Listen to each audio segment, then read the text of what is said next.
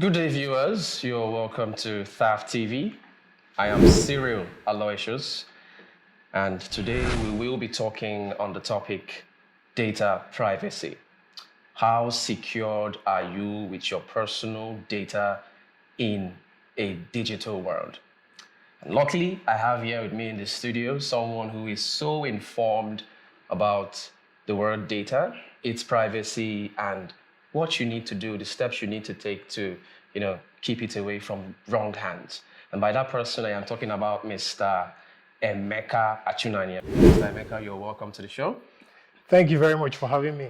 Yes, and for your information, Mr. Emeka is a cyber engineer who works for CyberSoc Africa. And of course, he is the founder of Think Secure Technologies. Mr. Emeka, you're welcome once again. So, Mr. Emeka, many people don't know what the word data means. And even if they do, they don't really have the right, information as per what it really means. So please, we'd like you to tell us, what does the word data really mean? Okay, so data in our context, in the context of our discussion today, Yes. and has to do with a piece of information that when you put together, you can make an informed decision. A piece of information that when put together, you can make an informed decision. Exactly. Okay. So say when you have your house address, your phone number, your bank account details like your PIN, your all those kind of information, they are called personal identifiable information. Those are the kind of information that when you have and you put them together, if I have your name and I have your phone number, there's no other person in anywhere in the world that has that same phone number and the house address with you. So I can use such information to trail you in particular. If I want to know your location, I want to know everything about you, I can use such information to know who you are. So those are the kind of information we call personal identifiable information. So that's what we're discussing in this. Wow, deep, very, very deep. All right, Mr. Emeka, we'd like to know, why is it important for us to safeguard our personal information? Because many people also don't really understand why they need to safeguard. They just say, okay, it's no information. I beg, I beg, I beg. So tell us, why do we really need to safeguard it? Yes, I would say you're very correct when you said most people will say that why is it's not just information? Why do we need to safeguard that? So I said earlier, it's called personal identifiable information because they are kind of information that you can use to trail a particular person. So in a situation where I have your details, I have your bank detail, I'm always talking about, I'm emphasizing on the bank details, because most of the times that's what the very important criminals look out for. Yes. They look for your bank details so that they can carry out transaction on your behalf. So when you fail to protect such information, when you fail to safeguard such information and it falls on the wrong hand, they can use it to do anything. We've had cases where people were trailed because they posted pictures on social media. I'm also going to talk about that, pictures on social media. So when you take pictures with your phone, there's what we call metadata on those pictures. And a lot of people don't know about metadata. Okay. So a lot of people don't know about such technology that exists. So when I'm using my iPhone to take a picture, it picks the location, the geolocation where I'm taking that picture. So if I go post such picture on social media, someone can go download the picture and run a forensic tool. Have forensic tools you can run on such pictures, and it will pick the location where such picture was taken to the extent of telling me the device that was used to take that picture and the date it was taken. Wow. So if you post such information and someone gets it, and the person wants to know your location, wants to kidnap you, and you post such, the person, it becomes very easy. You've handed the person the key for the person, an easy way out. So the person does not need to go the extra mile of hacking or doing any other thing. You've given out the information, so it becomes very easy for such a person to carry out his or her own malicious action. That's very deep, very deep. Okay, Mr. Emeka, we would also like to know, are there regulatory bodies put in place to, ensure that people's privacy are not violated? And if yes, what are they? Yes, we have a couple of regulatory bodies and a couple of privacy laws in place. The most popular one was enacted in 25th of May 2018. 25th of May 2018, and it's Okay. called the GDPR. It's called the General Data Protection Rights, and is applicable for people in European countries. Okay. So what this law or this standard goes for is to ensure that the kind of information that people are collecting, say Okay. customers, if you're collecting information that has to do with an European citizen, you need to ensure that this information you're collecting, you have the right to collect the information. Not just the right to collect the information, you have what it takes to protect such information. You're going to let the person understand how long you're going to use this information. That's talking about the retention period for such an information. How long are you going to keep the information? How are you going to dispose the information? So say you want to use the information for a particular period of time to carry out a particular... Because you can't just hold my information like that. Exactly. You There can't has to hold be a information. time frame. There should be a time frame, and all these things are stated. And they will have body, like the GDPR, they go out to make sure that organizations abide to this. So they have the right technology to encrypt. So when you collect information, you should encrypt such GDPR. information. Please come again with the full meaning of that GDPR. So GDPR means General Data Protection Rights. General Data Protection Rights. Okay. So that's I would say that's the number one privacy law we have in place. Then other states like... it's number one. Yeah, I would say it's the number one major privacy law we have in place. So we also have what is called California Consumer Protection Act. California Consumer Protection Act. So just like the name goes, California is meant for people who live in the US, California as a state. To be precise, okay. To be precise, yeah. So if you're collecting the information or if you're carrying out any activity in such area, you should abide to this act. And what the act states is how long are you going, just like I said earlier, how long are you going to hold this information? What kind of information are you collecting? Everything. So the government are doing that to ensure that you don't just collect information and use it for something malicious. And I will also say there's something I noticed a couple of years ago, I think during the COVID period. Some organizations started what they call trying to get your information before you access facilities. Yeah, I think I also had that experience myself. Okay. So they are trying to collect information about you before you access their facility. So I went to a particular place where they were trying to collect this information, and they went to the extent of collecting my phone number, my email address, my house address, my age, I think at some Vital personal information. I think at some point they asked me for my salary range. It was that serious. So I became curious. I was asking, like, why would you collect such information about me? I don't have a problem with you collecting information, but do you have what it takes to safeguard it? That's the most important thing. That's the most important thing. And I'm not saying they are malicious people. I'm not saying they are trying to do anything fraudulent. Exactly. I'm sorry for cutting you. Most times, these persons don't really have the intention to, do anything bad with it.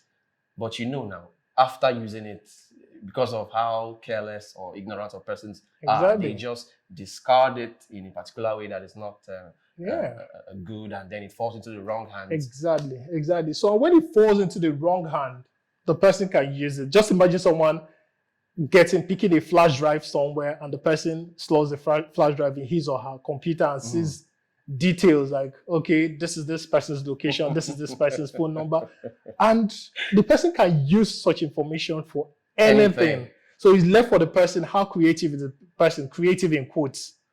Creative in doing something malicious. So the person can use such information to do something very, very deadly, like to the extent of trailing, kidnapping, and all those malicious activities. So that's why it's important before you collect certain information, you should have the technology. Okay. You should have trained your people, the people collecting such information, on how to handle the information. Yes. Because someone who doesn't understand what data is, what you can do with data, will definitely be careless about it. Will be careless about it, and they will just collect such information and leave it to the wrong hand. Wow, deep things again from Mr. Emeka Achinanya. Mr. Emeka, I've noticed that a lot of people don't really understand, because I've heard people say hacking. They use the word hacking, and people also use the word social engineering. Yes. So please, we would like you to, buttress on that a little bit. Make us understand the difference so they get educated on it, so they don't think, because I have a feeling it's not the same. I don't know if I'm wrong. No, you're not wrong. Okay, so I'm going to tell a story about what happened some years ago. So there's this friend of mine, a female friend of mine, who called me one day. She was telling me about her brother. She was telling me about her brother, that her brother is a hacker. Her brother has been hacking her computer. She would drop her computer. Her brother will pick up the computer and hack her password. I was curious. I wanted to know, like, I want to meet this brother of yours who is a hacker. And she brought her computer. And when I saw her computer, she passworded her computer. If you're familiar with Microsoft environment, so when you password your computer, you can put a password hint. Okay. Something that will remind you of what your password is. Yes. And in her case, she put her second name as a reminder. Her brother picks her computer. How wouldn't he know? How wouldn't he be able to guess out? And just enter the my sister's second name. And to her, the brother has been hacking her computer, not knowing that she is the one giving out her information, which is something applicable. Like, we'll see it everywhere. People give out their information and they go about screaming, I've been hacked, I've been hacked. I will also cite this instance. I had, there was a time I was doing some project, and I met some young people, educated people. Okay. So they gave me their cards to help them make withdrawals. I kid you not. Such trust. They trusted me because I'm a good person. It's the trust for me. Yeah. So they gave me their cards. You know what surprised me? What surprised me was, I will tell you that 80% of the card they gave me, their PIN was 1111222233, or their year of birth. Do you understand? So if somebody fraudulent, or if somebody who wants to do something malicious picks your card, it will take me 3 days to try 111222. To get the actual. If I try 4 times and I don't get it, I wait for 24 hours. It resets. And then I try again. So it will take me less than a week to get the actual PIN. Wow. I could also look at you and say, okay, this person's age might be between this 1986 to 1993 to 1996. And I start trying it. So by the time I try 1986, 1987, 1988, 1999, right? Yes. Or 1989, I wait. After 24 hours, I try again. And it shocked me. Like, when I got that information, 80% of educated people were using such password or such PIN. So how it would be very easy for somebody malicious to pick up such card and try out things. And I've also seen instances. Eventually succeed. Exactly. I've seen instances where people give out their PIN, like give it out, like just call it out, and they feel like, okay, after all, what do I have there? You might not have money there now. Someday you decide to put money there. Someday you decide to put money there, and boom. And something happens. So you start screaming like, oh, I've been hacked, I've been hacked, I've been hacked. Meanwhile, you're the one who gave out your information. So you talk about hacking and social engineering. Okay. So social engineering is a way that cyber criminal, fraudulent people use to get your information. So I don't need to be a hacker. I don't need to learn how to press a computer. Without asking you directly for it. Without asking you directly. So I could ask you questions, like few questions, maybe what's your year of birth? What's your days? What's your favorite color? At the end of the day, I put the information together and I'm able to make an informed guess to say, okay, this is your favorite color, this is your, I could reset your, Just get something out from there. And get something out from there. And we've handled instances or cases where you are doing a forensic, you're trying to find out an incident has happened, you're trying to follow up to know how it happened. And along the line, you find out that it's somebody that willingly gave out his or her information. And I've forgotten that he And did. Forgotten. So I will also talk about, in my company, there's something we do, we call it phishing awareness. So every quarter of the year, you do that. Phishing awareness. Phishing awareness. What's that? So phishing is a type of social engineering where links are sent to people. I could send you a link, maybe say, oh, can you click this link? This is a video of me. Okay, and when you click it... And when you click it, there are cases where it will ask you to enter your password or enter your PIN. What is the world turning into? You just enter it. That's Yes. phishing. So we had this particular year that we ran that phishing awareness. We found out that over 70% of the organization, I'm not talking of, this is a multinational company, over 70% of them failed to that phishing awareness. In fact, somebody came to the office and she was screaming, I've been hacked, I've been hacked, I've been hacked. And when we asked her question, we found out that she got a link saying that, okay, you've won this. And she was asked to click on that link. And she clicked and submitted her bank details. And that's how she was defrauded. And you know one thing, I noticed that, especially this phishing thing you said, I noticed that it's during that lockdown period. There was a time when the lockdown was quite serious. And then people were at home waiting for government money. This particular phishing thing was rampant then. Exactly. Where they will send you to claim your own share of 45,000 naira government money. And, because of how much the hunger was, people just, without thinking, they click on it and you don't know when you just fall into the wrong hands. Yeah, exactly. So that's the easiest way. There's a well-known hacker in the US called Kelvin Mitnick.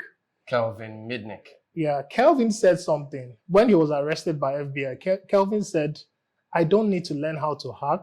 I don't need to learn how to use a computer. All I need to learn is social engineering. And most of his fraudulent acts he carried out all using he needs to social learn engineering. is social engineering. Social engineering. And with that, he was achieving his purpose. He was hitting his targets. Wow. Okay, Mr. Emeka Achinanya, thank you so much for your time on the show. Viewers, you've heard it all from the guru himself, Mr. Emeka Achinanya. All right, viewers, that will be all for now. Please do well to follow us on all our social media handles. Do well to like, share, and drop your comments. For now, it's bye-bye from me. I remain Cyril Aloysius.